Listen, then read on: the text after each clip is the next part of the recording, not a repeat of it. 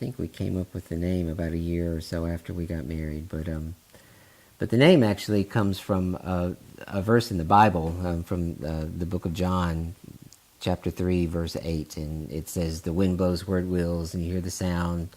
You don't know where it's going, so it is with all who are born of the Spirit." And so that's kind of where that word wind came from. But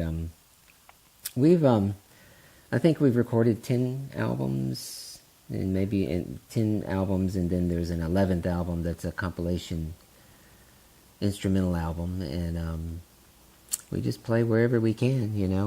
We play in a lot of churches, and then locally we play in some restaurants and in clubs, and just anybody that'll listen. We were in Ohio, and we were going to play at this bookstore, and both of us had lost our voices.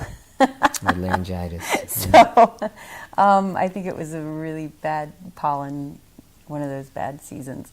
And so because we had led worship in churches and used some backing tracks, we had several worship songs with the backing tracks. And so we decided, okay, well, let's take some of these worship songs and just play them instrumentally on the classical guitar and the flute. And we'll just go back and forth on the verses and choruses. And then, so we just basically, and then some of our original instrumentals, and we just did 2 hours of instrumental music. And at the end of the 2 hours, a woman came up to us and she said, "I just got here for the last song." And it was 4 o'clock.